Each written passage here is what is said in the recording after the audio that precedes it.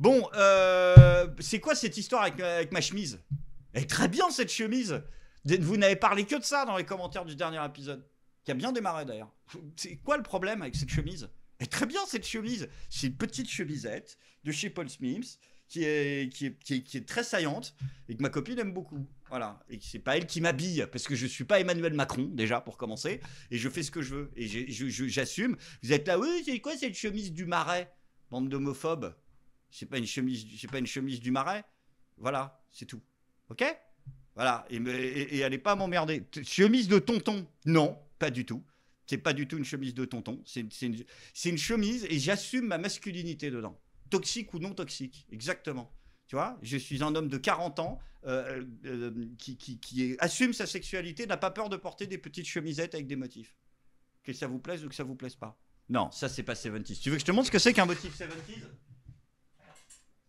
Alors celle-là, j'ai pas trop le droit de la porter parce que mais moi j'adore. Regarde, vous trouvez comme ma meuf que ça fait gay ou pas? Parce que moi en fait, en vrai, je trouve que ça faisait vachement chic, mais il paraît que je me sens pas méga hétéro dedans. C'est ça le truc que j'ai du goût de chiotte. Mais voilà, en fait, il faut le porter en été à la plage avec un petit pantacourt blanc, des claquettes, des Ray-Ban Aviator, l'ombrelle, l'ananas, le cocktail et les olives. Et le bateau. Et la grosse montre en or. Et la moustache. Voilà. Comme ça passe. Bon, bah sinon, les nouvelles de la journée. Alors, parce qu'on va quand même parler des nouvelles de la journée, même si on n'est pas dans Je suis pas content. Donc, Macron qui s'est fait humilier par Trump et par Vladimir Poutine, puisque donc, les États-Unis et la Russie sont directement en train de négocier l'avenir de la paix en Ukraine, sans les Européens et sans l'Ukraine. Voilà. Donc, mais soyez quand même rassurés. Emmanuel Macron a fait une contre-soirée, faut pas déconner. Si, il a fait une contre-soirée, mais tu sais, quand t'es pas invité, il a appelé ses potes en speed, tu sais, je suis pas invité, soirée Christopher, vous voulez pas venir à la maison? Ma mère, elle a dit, on aura du champomis. Et donc, du coup, il a réussi à trouver 10 péclos qui sont venus à l'Elysée bouffer des petits fours et pas l'écouter, pour quand même donner bonne figure que les Européens discutent de ce qui va se passer là-bas sans qu'ils aient leur mot à dire. Sur le perron de l'Elysée, ils affichent tous un sourire de façade aux côtés d'Emmanuel Macron. Mais pour la dizaine de chefs d'État réunis à Paris, l'heure est grave. Quelle position adopter face aux États-Unis qui semblent écarter les Européens des négociations sur la paix en Ukraine? Les leaders s'entendent sur l'importance de ne pas exclure les Ukrainiens du débat. Nous nous réjouissons que des pourparlers sur la paix aient lieu, mais il doit être clair qu'il ne peut pas y avoir une paix dictée et que l'Ukraine doit accepter tout ce qui lui est présenté. Non mais c'est dramatique, hein, mais la politique, la diplomatie française, c'est ça, il faut qu'on fasse un point sur cette histoire de diplomatie française. Parce que ça va pas du tout. Ça va pas du tout là. C'est une humiliation absolue. Emmanuel Macron ne fait plus que réunir des gens qui ne l'écoutent pas. C'est vrai que BFM insiste beaucoup là-dessus, il est très fort, il organise des grands meetings, des grands machins, des grands regroupements, il y a plein de gens. Et voilà, la diplomatie française, en fait, c'est celle... Souvenez-vous au lycée, on avait tous un type, un peu gosse de riche, insupportable, etc. Mais on faisait quand même semblant d'être son pote, parce que son père avait une super baraque, et c'est vrai que... Versailles, c'est quand même sympa, tu vois. En plus, Brigitte, elle a remis des tapis, c'est taupe et tout, c'est magnifique. Et donc, du coup, vu qu'il nous prêtait la Casbah de temps en temps et qu'il y avait une cave à vin qui était sympa, on était cool avec lui pour être invité aux soirées. Et bah, Macron, c'est pareil. Tout le monde le prend pour un con, mais les gens sont gentils parce que chez lui, c'est pas mal. Et du coup, quand on est posé, on est bien reçu. Mais par contre, une fois que la soirée avait commencé, ce mec-là, personne le calculait. Il n'y avait pas une meuf qui allait lui parler ou quoi que ce soit. Il y en avait que pour le joueur de banjo, le machin, qui tu veux. Mais pas pour lui. Tu vois. Et bah, Macron, c'est exactement pareil. Macron, la diplomatie de la France, c'est d'organiser des trucs. Et une fois qu'on les a organisés, et bah, les gens nous écoutent pas et se foutent de notre gueule. Voilà. Et on a raté ça comme on a raté tout. En fait. Et ce qui est dramatique avec ce quinquennat Macron, c'est que si tu prends... On s'est embrouillé avec tout le monde, hein, avec l'Afrique, avec la moitié de l'Europe de l'Est, avec les 3/4 de nos partenaires européens, avec les États-Unis d'Amérique, avec les Anglais, avec les supporters et tout ça. À chaque fois qu'on s'est embrouillé avec qui que ce soit, des Australiens aux Algériens, ça n'a jamais été, jamais, à aucun moment dans ces putains de 7 ans, à cause d'une action politique, diplomatique, économique, etc., opérée par la France. Tu peux comprendre. Tu fais un coup de pute à un mec, ou tu dis un truc, tu fais quelque chose qu'il n'aime pas, rétorsion, jeu des politiques, des nations, des États. À chaque fois, cela a été à cause des propos ou de l'attitude du président de la République, et exceptionnellement de ses collaborateurs les plus proches. Il va en Afrique, il dit au mec de changer la chasse d'eau. Il va devant n'importe quel pays qui a un PIB inférieur à celui de l'Espagne, il les traite d'hommes de Cro-Magnon. Il parle mal des gens. Il laisse son ministre de l'Intérieur, parce qu'il savait très bien ce qu'il allait dire, qu'il allait mettre à genoux l'économie russe. Il change d'avis tous les 3 jours. Il déboule voir Netanyahou. Il lui dit t'inquiète, j'ai fait monter une coalition cette nuit. Demain, on va tout faire. On va te coucher. Et l'autre, il dit ah bon, dis-moi en fait. Ça a systématiquement été le profil psychologique de notre président qui a induit toutes les catastrophes diplomatiques et politiques de ce pays depuis 7 ans. C'est ça qui est sidérant, en fait. Tu pourrais te dire, on s'est embrouillé avec des pays parce qu'on a décidé de s'aligner politiquement sur tel truc. Mais même pas. Même pas. Et on a de la chance, hein, parce qu'il y a beaucoup de pays du monde, et d'ailleurs un peu la Russie, on bénéficie à l'échelle de la planète, au vu de ce qu'on a fait, de ce qu'on a été, de circonstances atténuantes colossales. Hein, dans les pays asiatiques notamment, de gens qui respectent encore un peu le truc au nom de ce qu'a été la France. Et qui font pas l'amalgame entre Macron et les Français. Mais là, ça fait beaucoup, en fait. Et c'est, encore une fois, c'est systématiquement dû à sa personnalité, à ses propos, à la façon dont il parle aux gens. Et après, l'autre, il se plaint qu'il n'est pas invité à bouffer avec Donald Trump et Vladimir Poutine. Bah non, ils t'ont pas invité, non. Mais bon, tu peux déjeuner avec Birgit, c'est bien aussi. Ah, c'est sur ton temps libre, ouais, on paye pour ça. C'est ça qui est... Il a déjeuné. D'ailleurs, non, même pas, parce qu'il n'arrive même pas à déjeuner avec Birgit, Emmanuel. Vous savez avec qui Brigitte Macron et Emmanuel Macron ont dîné pour la Saint-Valentin ou pas? Avec Dominique Strauss-Kahn. C'est pas une plaisanterie. Non, mais je sais, moi j'ai le même problème. Je sais que vous n'avez pas trop de temps libre en ce moment, vous bossez beaucoup dans vos vies, vous n'avez pas forcément l'occasion de faire des trucs un peu intimes, etc. Mais là, Dominique, pour une Saint-Valentin, le dégueulasse. Bouffer à la Saint-Valentin avec Dominique Strauss-Kahn, c'est bon. C'est que ça devait être bien. Le crossover du déni de l'enfer.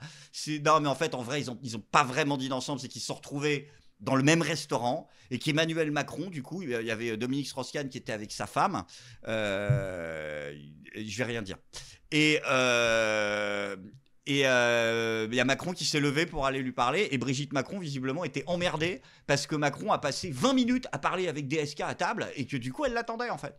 Et que donc du coup ils ont papoté, etc. Macron est arrivé, dès qu'il a vu Strauss-Kahn, il s'est dressé. Strauss-Kahn aussi s'est dressé, mais c'était pas pour la même raison. Mais c'est pas, il est resté assis quoi. Mais ça s'est fait comme ça. Je sais pas ce qui s'est passé, mais c'est chaud quand même. On va nous infliger ça combien de temps? Combien de temps on va nous infliger ce truc là? Là, elle chante les pièges jaunes là maintenant, Brigitte. Karaoké, j'en peux plus. Tellement de petits soleils qui brillent bien mieux au fond de leurs yeux qu'au fond des poches. Au fond des poches. Donc oui, Richard Ferrand est président du Conseil constitutionnel, en effet. Donc bon, écoutez, là, je pense qu'il va falloir qu'on fasse un point. On en revient à ce qu'on disait plus tôt sur les populo-conspi. Il n'y a pas besoin d'être populo-conspi pour considérer que là, si Richard Ferrand, et il est de facto président du Conseil constitutionnel, on n'est pas en démocratie.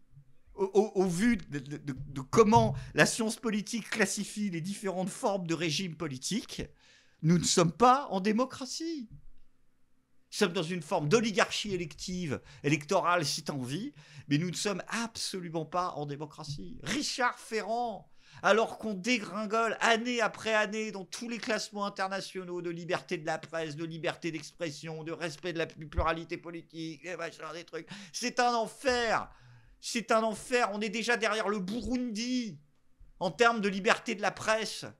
Et on a des scores, des trucs, c'est catastrophique. Et là, l'autre, il nomme Richard Ferrand.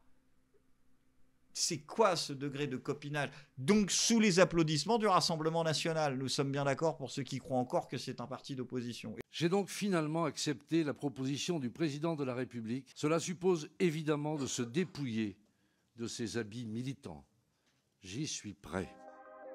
Proposé par Emmanuel Macron à la tête du Conseil constitutionnel, Richard Ferrand, proche du président, est auditionné à l'Assemblée nationale, puis au Sénat ce mercredi 19 février avant un vote des deux chambres. À l'Assemblée, le postulant, dont la nomination est largement contestée, s'est d'abord montré lucide sur la méfiance que suscite sa nomination. J'ai beaucoup hésité à accepter la proposition du président de la République. Je n'ai rien demandé. Je ne suis pas de ceux qui pensent que quoi que ce soit leur serait dû. Et puis je n'ignorais rien, évidemment, des doutes qui surgiraient sur différents points. Avant d'être submergé par les nombreuses questions des oppositions, tantôt particulièrement complexes. Considérez-vous que le peuple, ou dans l'état actuel du droit, le Congrès, peut être un constituant? Tantôt particulièrement provocatrices. Pouvez-vous nous en dire un peu plus sur votre formation juridique et ces fameuses 2 années de droit dont on entend parler? Il a aussi été interpellé sur ses démêlés avec la justice. Si vous êtes passé entre les mailles du filet dans l'affaire des mutuelles de Bretagne, vous avez été mis en examen pour prise illégale d'intérêt, ce n'est que parce que les faits étaient prescrits. Sur ses activités professionnelles actuelles. Vous dirigez depuis 2022 une société de conseil, Messidor. Merci de nous indiquer quelles sont vos fonctions et quels sont éventuellement les revenus que vous tirez de l'ensemble de ces mandats. Mais surtout sur son devoir d'impartialité. Votre nomination donc est de nature à nourrir des critiques de partialité et de politisation des décisions du Conseil.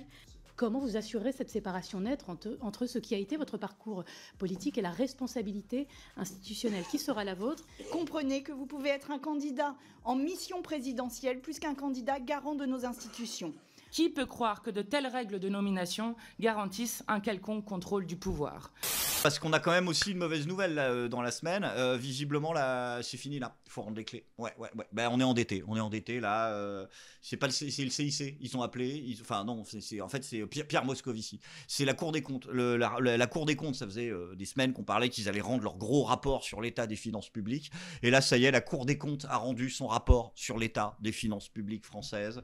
Donc je cite le rapport. Hein, je cite, voilà, l'entête. Les dépenses publiques françaises sont désormais hors de contrôle. Il y en a partout, c'est dégueulasse. Là, Pierre Moscovici, il a dit « Nous ne pouvons plus nous permettre de reporter nos efforts ». Comment ça? C'est peut-être parce qu'on reportait là. Ça avait pas commencé. De Dieu de merde. D'accord, ça va être sympa. Donc là, il faut passer la seconde parce que c'est hors de contrôle. Ouais, c'est bon. Heureusement, rassurez-vous, ce rapport n'a absolument aucune utilité pratique du point de vue concret, à part servir à essuyer le renflement brun de Bruno Le Maire en commission d'enquête. Mais en fait, en vrai, en soi, Pierre Moscovici, il a dit là, ça va plus là. Ça va plus. Je sais pas ce qui s'est passé. Ouais, c'est à cause du film de Bernard-Henri Lévy. On a trop donné à Bernard. Et du coup, on a plus d'argent. Non, mais attendez, là. J'ai fait la liste parce que j'aime bien regarder en ce moment les interventions de Sarah Knafou. Elle me fait marrer parce qu'elle a un côté, là, tu sais, à l'époque de Giscard, quand il faisait la lutte au gaspille. Là, c'est la mère gaspille. C'est la bonne mère de famille, avec ta petite jupette au-dessus des genoux, hein, voilà, qui explique tout ce qui va pas dans les dépenses de la maison. Et visiblement, c'est après, quand elle te dit, ouais, faut plus d'intermittents, faut plus de chômage, du RSA, des trucs. Ça paraît délirant, mais là, donc j'ai vu des trucs incroyables, hein, incroyables. En Chine, d'accord, on donne 65 millions d'euros par an pour la protection de la source du fleuve Qiangyang. Je sais pas le prononcer, donc j'ai évité d'être faire du racisme. Je vais dire menu B12. Protection, je connais pas beaucoup de mots. Protection de la source du fleuve menu B12 et développement urbain durable de Kaiour. Celui-là, j'y arrive. 65 millions. Renforcement de l'égalité de genre dans l'accès aux opportunités économiques, le plus drôle arrive, en Albanie, 51 millions. C'est vrai que l'Albanie part de loin. C'est Urungungur qui sont pas sur l'égalité de genre dans l'accès aux opportunités économiques. Il faut au moins 51 millions pour qu'il y ait un truc qui bouge. Après, est-ce qu'on les a? C'est autre chose. Attention, aide à une budgétisation sensible au genre en Jordanie. Combien? 151 millions d'euros. Là, on part de très très loin. Ah bah, il y a plusieurs siècles là. Donc, c'est-à-dire, c'est même pas, on leur file du pognon pour les aider à faire un budget, on les aide à faire un budget sensible au genre. Ils vont prendre les 151 millions, ils vont les donner pour les bonnes femmes peut-être, et ça marchera. Ouais, je sais pas. Non, mais c'est une plaisanterie. C'est une plaisanterie. Là, j'ai pas le chiffre, mais on développe aussi le cirque comme vecteur pour la jeunesse en Afrique du Sud. Ouais, voilà, le cirque. Le cirque, avec des lions, des éléphants, des girafes. Ils les prennent, ils les mettent dans des cages alors qu'ils sont déjà à 2 mètres, et puis voilà. Tout ça est vrai. Tout ça est vrai. Et elle est en train de mettre un nez là-dedans, la mère Gatsby. Ou de Dieu de merde. Et là, mais bon, en fait, si tu veux, l'Agence française de développement, tout ça, c'est l'Agence française de développement. C'est du RP. C'est une blague qui a mal duré, qui a pas duré. À l'origine, ça servait pas à ça, d'ailleurs, ça servait au dom-tom. C'était pour les territoires français ultramarins. Et puis ensuite, ça a servi à une bande de ce que là, j'allais dire de gauchisme, mais de cette catégorie particulière de gauchistes très, très néocolonialistes, à se faire un gigantesque RP pour continuer à s'imaginer à 60 dans un bureau que la France est encore un grand empire qui construit des trucs sur la planète entière. C'est-à-dire qu'ils sont là, oui, en Jordanie, pour le genre, 151 millions, tenez. En fait, c'est des types qui se font un RP, la France est un empire, en balançant du pognon qu'ils n'ont pas. De toute façon, c'est les Français qui devraient avoir le contrôle de ce budget. C'est aux citoyens français d'avoir le contrôle du budget. Et là encore, on n'est pas obligé d'être populo-conspi ou chouardien pour dire que c'est logique avant de se prendre la tête sur ce qu'il faudrait faire du fric. Crois-moi qu'ils auraient tout de suite des meilleures idées si les sous étaient comptés. Après, la bonne nouvelle, c'est qu'on n'aura peut-être pas le droit de choisir où va le budget, mais tenez-vous bien, ça y est, on a des précisions sur cette histoire de référendum. Je vous avais dit il y a 2 épisodes que Macron allait faire un référendum sur les Arabes. Eh ben, ce sera pas sur les Arabes, finalement. Ah, les mauvaises langues. Non, Emmanuel Macron a dit que le référendum ne porterait pas sur l'immigration, alors que 70% des Français en veulent. Non, il a choisi les 3 thèmes qu'il devrait normalement soumettre au référendum. Et tenez-vous bien, les copains, les thèmes retenus par le président de la République sont magiques. Premier thème, j'arrive pas à le lire, en fait. Nous allons avoir le droit à un référendum sur les réseaux sociaux. Les réseaux sociaux sont un des 3 thèmes retenus par Emmanuel Macron. Ouais. Les localisations, non. L'immigration, non. Ferme ta gueule. Délinque, ferme ta gueule. L'Union européenne, ferme ta gueule. L'écologie, ferme ta gueule. Oula, ça fait trop pour la manette. Tu te tais, surtout. Parti politique, non. Cumul des membres, non. Organisation de la vie démocratique, non. Par contre, sur Twitter, t'auras le droit. C'est-à-dire qu'ils ont annulé le référendum de 2015. Ils ont craché sur ce truc-là. Ils l'ont ensuite utilisé comme bâton et carotte à chaque élection municipale, départementale, législative et présidentielle, comme promesse de campagne. Et ils vont nous faire un référendum sur Elon Musk et sur Twitter, les salopards. C'est absolument incroyable. On aura le droit à un référendum sur les réseaux sociaux. Faut-il encadrer les réseaux sociaux ? Après, je vous le dis, l'Union européenne applaudira ce qui s'est passé en France et Emmanuel Macron fera des discours pour dire que, vous voyez, c'est le droit français qui a encore une fois inspiré le monde entier. Voilà. C'est fou, hein ? Deuxième sujet, ce sera la fin de vie. Trop de retraite là à payer, donc il est obligé, il n'a pas le choix. Il a prévenu Brigitte, il l'a rassuré quand même. Mais non, mais en vrai, il y aura fin de vie, euthanasie, voilà, donc du pur sociétal. Et enfin, il a dit, il y aura quelque chose sur la rémunération au travail. Traduction, il va mettre une phrase dans la Constitution qui va dire il faut bien payer les gens, bon courage. Voilà, c'est tout ce qu'il va faire. La France reconnaît, je sais pas, il va inscrire le SMIC dans la Constitution ou... Qu'est-ce qu'il peut faire sur la rémunération au travail ? C'est pas tout le temps qu'il décide. Donc voilà. On aura le droit à ça. On va avoir le référendum sur Twitter. Sur Twitter. C'est fou, hein. Est-ce que vous voulez ou non Ah oui, bien sûr. ils vont essayer de valider par la démocratie cette espèce d'énorme chape de plomb qu'ils veulent mettre sur la liberté d'expression et sur tout ça. De toute façon, ils n'ont jamais digéré qu'Elon Musk leur foute des notes de communauté dans la gueule. Conspiracy Watch, c'est fin de carrière depuis ce truc-là. Ils sont tous dans la merde. Les bots macronistes se font démonter jour après jour. Et voilà. Et ils en ont marre. Et LFI aussi. Et tout le monde aussi. Donc en fait, c'est pour ça qu'ils sont énervés. Ils vont tous y aller, hein. Même la France Insoumise y est allée, là, sur l'histoire de Twitter, là. Ils sont allés. Ils ont dit, elle a pleuré, Manon Aubry. Elle pleure tout le temps. Mais elle a dit, oui, aujourd'hui, les fake news, etc., c'est pas possible. Je demande à l'Union européenne, elle a demandé à l'Union européenne de se doter d'une législation européenne sur les réseaux sociaux. Écoutez, c'est une bonne question. C'est une question qui Marine Tondelier le demande ce soir. Qui est difficile. Il y a une question plus générale qui est posée, qui est l'utilisation de l'ensemble des réseaux sociaux. Moi, je suis présente sur des réseaux alternatifs du type Blue Sky. J'encourage les gens qui nous regardent, qui nous écoutent, à s'abonner, à essayer de migrer. Mais une personne qui quitte un réseau social, ça a un poids assez limité. Toutes les personnes qui quittent un réseau social, ça peut avoir un poids. Et en même temps, moi, je pense à toutes les personnes qui nous regardent peut-être, qui sont sur Twitter, sans forcément être d'extrême droite. Et c'est comme pour l'écologie, vous voyez, j'ai toujours du mal avec les responsabilités individuelles. Sans doute qu'il faut se poser la question à un moment de quitter X. Mais moi, faisant de la politique, je me pose d'abord la question de la régulation. Et ce que j'aimerais, en tant qu'Européenne, c'est dire qu'il faut aller plus loin dans la régulation des géants du numérique, imposer aux géants du numérique le contrôle des fake news. Et s'ils ne le font pas, alors ces géants du numérique doivent fermer sur le sol européen. Putain.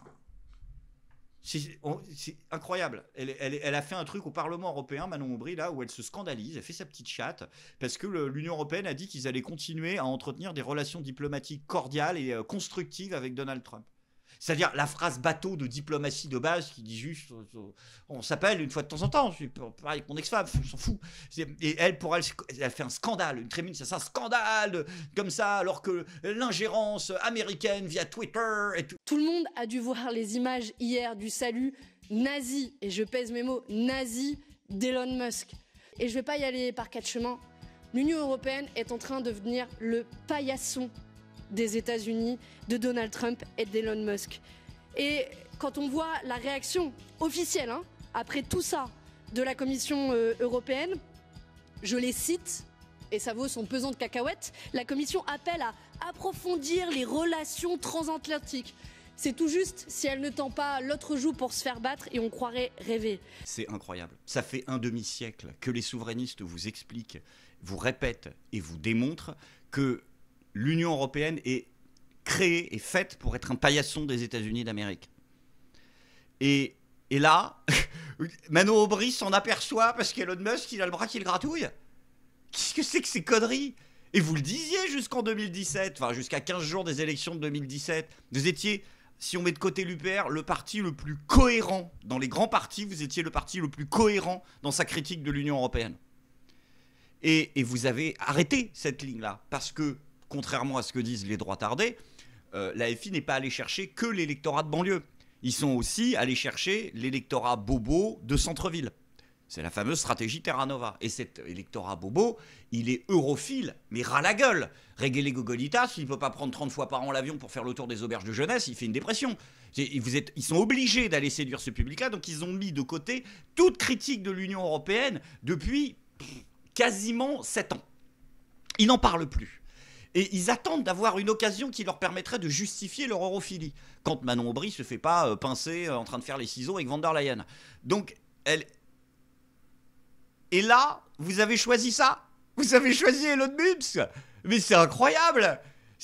Vous n'avez jamais demandé de sanctions pour les sous-marins, pour les pipelines, pour la mise sur écoute de nos présidents par la CIA, pour les 42 000 guerres dans lesquelles les États-Unis ont crevé la planète.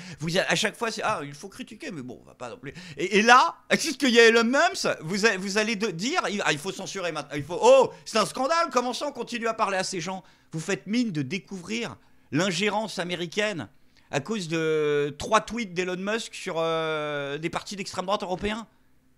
Mais vous êtes vraiment des faux culs.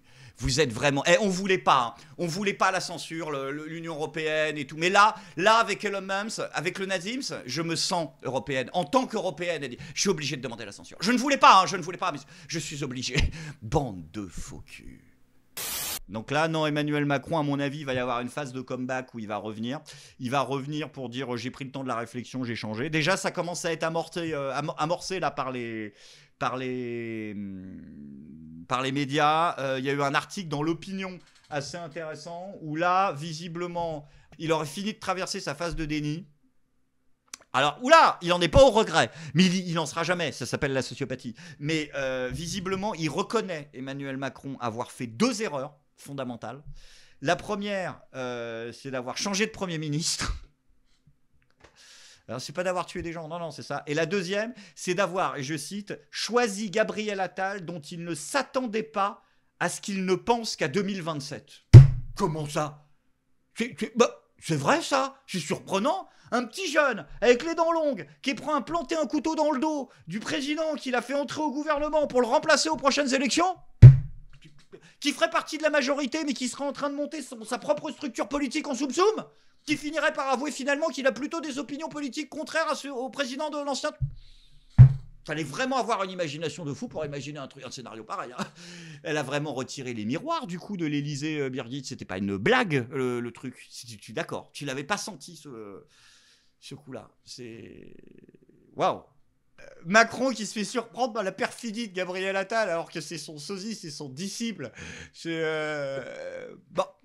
Palpatine a bien été étonné du retournement de veste de Dark Vador, hein, mais bon, là, j'ai dit Dark comme un gros boomer qui avait le retour du Jedi en VHS. Mais là, c'est quand même compliqué de pas le voir, hein. Enfin bon, bref. Puisqu'on est en train de parler d'enculés, Bruno Retailleau et Laurent Wauquiez. Donc ça continue la guerre. Enfin, la drôle de guerre. Hein. Il se passe pas véritablement grand-chose. C'est de plus en plus ridicule. Ils s'envoient des punchlines. Moi, ça me fait rigoler cette histoire de Laurent Wauquiez et de Bruno Retailleau. Parce qu'en fait, c'est vraiment... En fait, il n'y aura pas de guerre. Et ils vont essayer de faire croire qu'il y a une guerre, mais tout en faisant croire qu'il n'y a pas de guerre. Parce qu'en fait, ils se sont tous auto-paralysés. En fait, ce qui s'est passé, c'est que... Bon, en gros, où on en est dans cette histoire de Laurent Wauquiez et de Bruno Retailleau. Visiblement, ils vont s'envoyer des fions, mais il n'y aura pas de débat. Parce que Laurent Wauquiez a dit qu'il n'avait pas le temps. Il a sorti l'argument de Dieudonné. Ouais, déjà, j'ai pas le temps. Et puis ici, il l'a fait. Quoi, t'as pas le temps? T'as pas le temps de quoi? C'est-à-dire, tu fous rien. T'as pas le temps de trouver 20 minutes pour débattre avec Laurent Wauquiez? Il y a des gens de second tour, des Mélenchon, des Le Pen. C'est à 3 jours l'élection, ils arrivent à trouver 2 heures. Qu'est-ce qui se passe? T'as pas le temps, Laurent? Lolo? C'est bizarre cette histoire de temps quand même. Et en fait, ce qui se passe, c'est qu'il y a un gros problème. C'est que Laurent Wauquiez, il dit et il maintient qu'il a fait un deal. Qu'il a fait un deal avec Bruno Retailleau. Parce que je vois que beaucoup de gens ne comprennent pas comment ça s'est passé. En gros, le deal, c'est simple. C'est tu t'occupes de la France et moi, je m'occupe du parti. Déjà, le deal de petite bite, excuse-moi. Ok, tu t'occupes d'être Premier ministre du pays, d'accord? Moi, je vais gérer notre micro-parti de 135 adhérents. On fait comme ça, d'accord? Mais personne. C'est un deal de perdant au départ. Si le deal, il a eu lieu, t'es un cuck de fou. Bon, c'est pas grave. Et Retailleau dit, il n'y a absolument jamais eu de deal. La preuve, t'as essayé de rentrer 2 fois au gouvernement, notamment pour avoir mon poste. Donc, il y a 2 options. Soit il n'y avait pas de deal, soit il y avait un deal, mais alors à ce moment-là, s'il y a eu un deal, tu reconnais publiquement que t'es un enculé qui l'a grillé 2 fois le deal quand même. Donc en fait là, Laurent Wauquiez, sa campagne, c'est qu'il essaye de choisir avec ses communicants depuis 3 jours si pour son image, c'est mieux d'être un mythomane ou un opportuniste. Une fois qu'ils auront répondu à cette question, Laurent Wauquiez se lancera plus sérieusement dans la campagne. Mais très très beau, très belle planchette japonaise de Bruno Retailleau. Et voilà. Et Bruno Retailleau refuse de toute façon lui aussi le débat pour un prétexte complètement bidon, parce qu'il dit, je cite, il ne veut pas de débat parce que c'est là que se crée la tension et l'animosité. T'es en train de dire quoi? Que vous n'êtes pas capable de discuter posément? Mais c'est quoi cet aveu terrible que vous êtes absolument incapable d'être dans la même pièce sans vous balancer des scuds? Le pire, c'est que c'est vrai ce qu'il dit Bruno Retailleau. Mais pourquoi est-ce qu'ils ne peuvent pas passer 10 minutes dans la même pièce sans se balancer des fions? C'est pas parce qu'ils s'aiment pas. C'est parce qu'ils sont d'accord sur tout. Et vu qu'ils sont d'accord sur tout, ils sont obligés d'en mettre un paquet sur la forme pour qu'on ait l'impression de voter pour Barquette A ou Barquette B. Sauf qu'en fait, c'est exactement la même merde à l'intérieur. Et ils sont en accord. Si, je crois qu'il y a le sujet des influenceurs algériens, où il y a un petit truc, ils sont pas d'accord sur comment l'autre, il a formulé l'autre, mais... D'ailleurs, c'est fou, hein. Moi ça me fascine cette histoire d'influenceur algérien. Macron tente de se refaire sur cette histoire d'influenceur algérien. Il va sauver le Seven Kingdoms, Emmanuel, de cette menace. Mais bien sûr, bah attendez, il faut s'imaginer un peu. La France, ça pue la pisse, mais si t'as un peu d'imagination et que t'as 20 ans de JDR comme moi, t'arrives à bricoler des trucs. Tu vois, après la menace venue du froid, les White Walkers, les Russes, mais dans ta tête, c'est les Russes. Tu vois, maintenant, la menace venue d'Orient, les Algériens, ce peuple qui vénère chevaux et dragons, c'est incroyable. C'est fou quand tu te mets un peu dans le truc, mené par Daenerys Hassan, tu vois, voilà, j'essaie de faire ce que je peux pour faire rêver aussi, hein. Mais bon, c'est pas simple. Et donc là, le Parisien, ils ont fait une enquête, hein. Les 4 influenceurs algériens sont bel et bien tous liés directement au pouvoir algérien.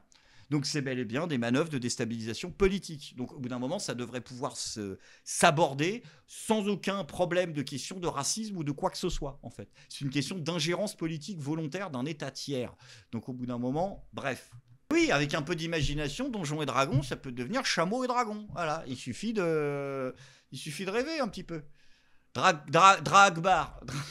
Dracarbar. Ben ouais, non mais tu peux tout faire. Vous avez vu d'ailleurs la défense de Rima Hassan là, sur cette histoire de Boualem Sansal, mais ça m'a fumé le fion. Là. Je suis tombé dessus là. Parce que donc Rima Hassan a refusé de voter la résolution du Parlement européen pour la libération de Boualem Sansal. Et elle a fait un tweet, mon gars. Elle a fait une... Oh, mais les gars, c'est catastrophique, quoi. C'est catastrophique.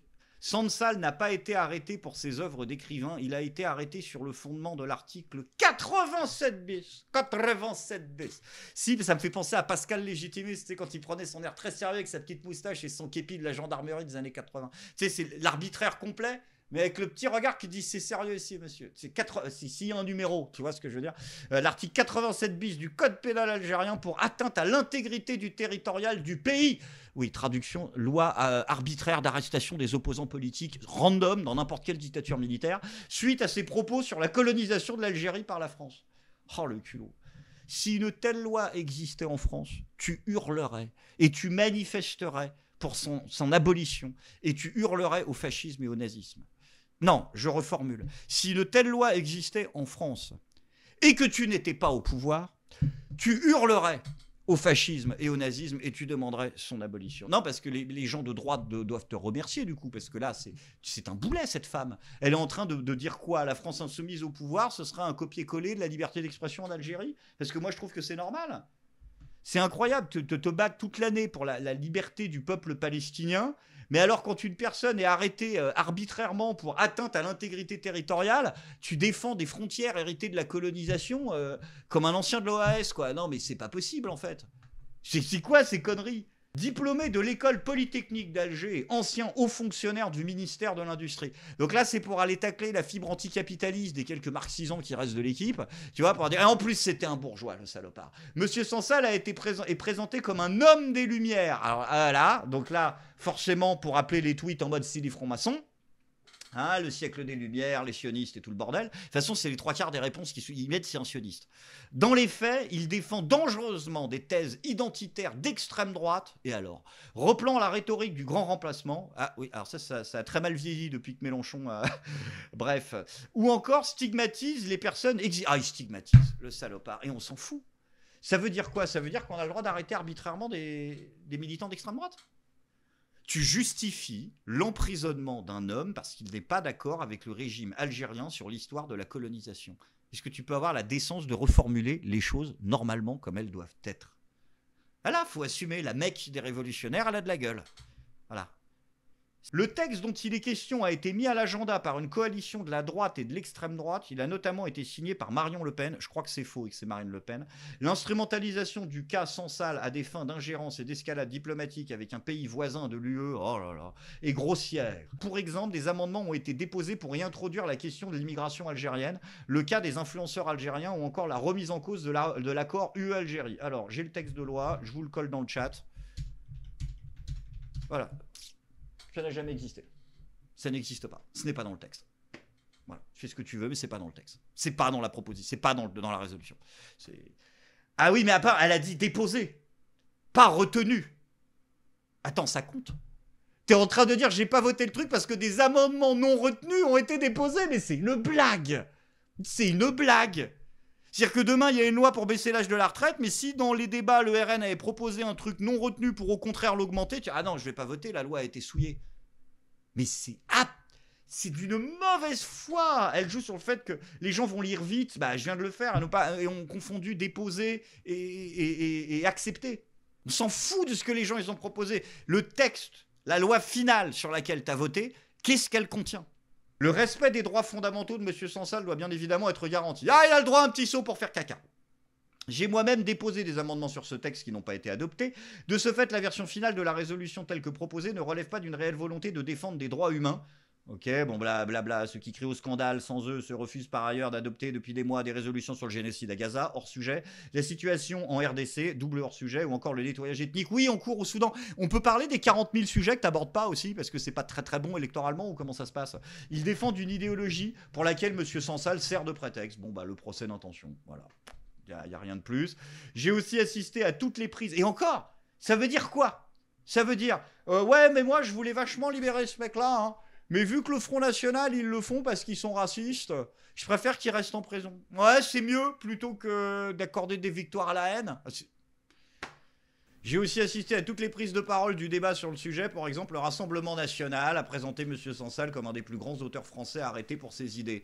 Donc là, encore une fois, du déshonneur par association classique, extrêmement malvenu, quand on voit les organisations politiques qui soutiennent vos propos sur la planète et qui vous louent régulièrement des grands éloges pour vos prises de position sur certains sujets. Sauf que Mathieu Vallet, je crois que c'est Mathieu, semble ignorer que Sansal est français depuis quelques mois. C'est vous dire leur amateurisme et leur hypocrisie. Comment ça, il est français depuis quelques mois, Rima ? Et alors ? Qu'est-ce qui... Ah, il y a des Français et des Français ? Il y a des Français depuis quelques mois, puis il y a des Français de papier, comme on dit dans les milieux autorisés. Qu'est-ce que c'est que ces gens ? Putain, elle est capable d'aller te faire une distinction entre les Français si c'est pour servir sa soupe. Ne pas voter ce texte, ce n'est pas s'opposer à la libération de M. Sansal. Ne pas voter ce texte, c'est s'opposer à l'instrumentalisation qui est faite de son cas. Oh là là là là là là. D'accord, donc en fait c'est toujours la même... C'est pareil, c'est comme... c'est pas voter Macron. Non, c'est s'opposer au populisme de Marine Le Pen. C'est toujours le même truc. Mais c'est s'opposer en fait de fait à la libération de Boualem Sansal. Et c'est même pas s'opposer d'ailleurs à sa libération parce qu'en fait c'est juste une injonction de l'Union européenne mais qui sera pas suivie des faits. Donc même ça en fait tu peux pas faire semblant. En fait même si t'avais raison, si t'as la libération ou la libération plus l'instrumentalisation, malheureusement tu préfères quand même que le mec reste en tôle pour pas qu'il y ait de risque d'instrumentalisation. Tu es ignoble. Nous restons bien entendu attentifs. Pourquoi le nous ? À la fin, elle switch, elle passe en nous. Tu sais, la direction reste bien évidemment attentive à votre situation. Nous ne manquerons pas de vous rappeler cordialement. J'ai jamais eu de coup de fil. Hein. Nous restons bien évidemment attentifs au sujet des droits humains en Algérie, comme dans tout le reste du monde. Et j'invite les défenseurs de Sansal à déployer autant d'énergie ou à défendre les droits humains des Palestiniens. Et c'est reparti pour un coup. Et que te dire ?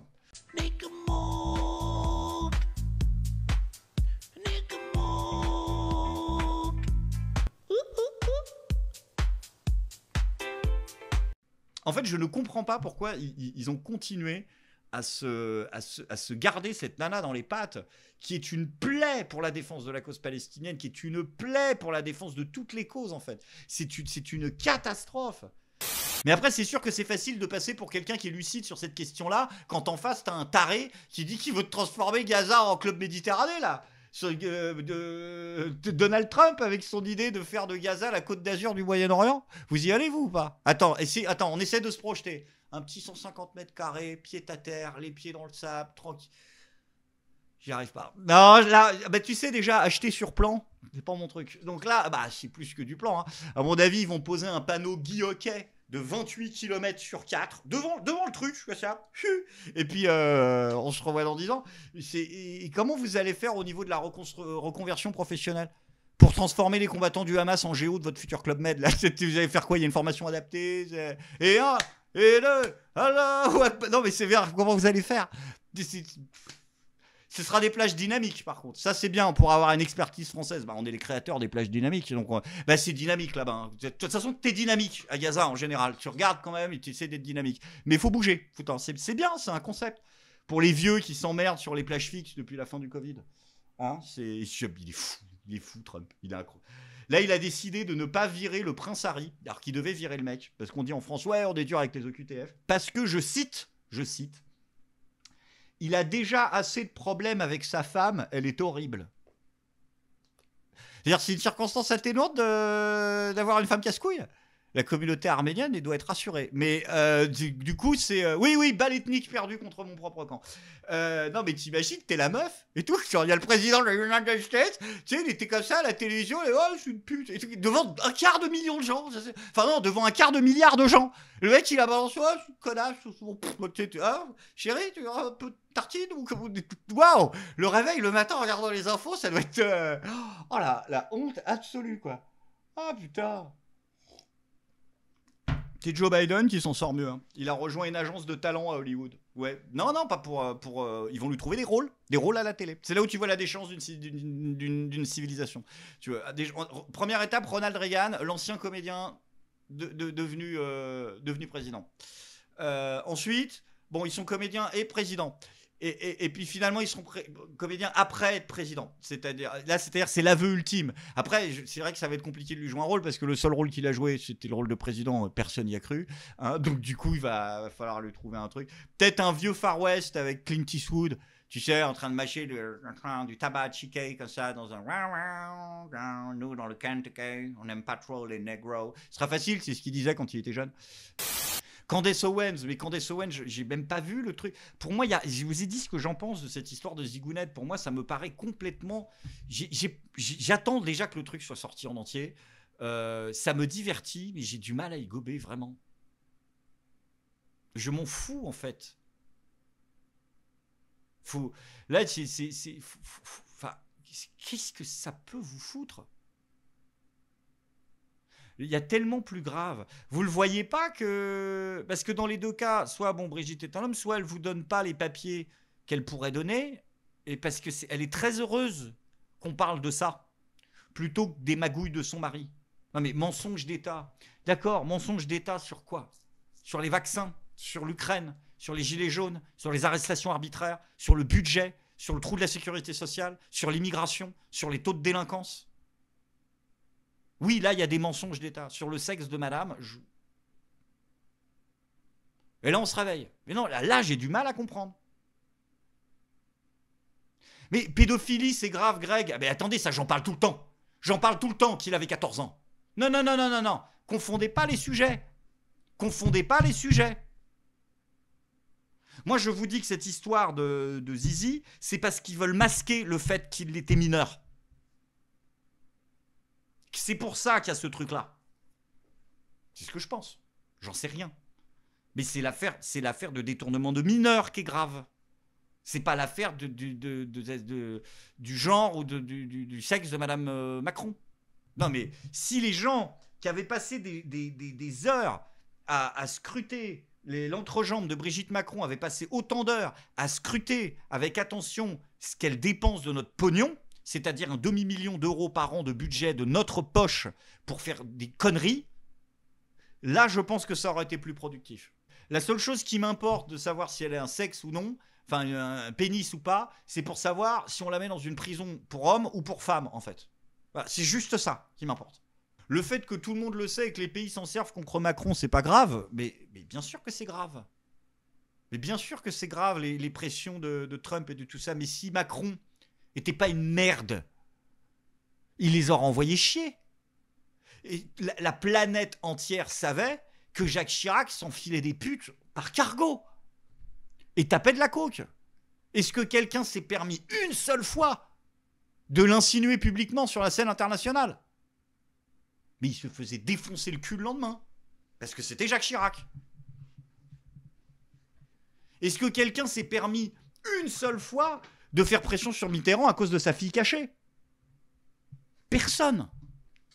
Allez, je vous fais un gros bisou et je vous dis à demain. Ciao.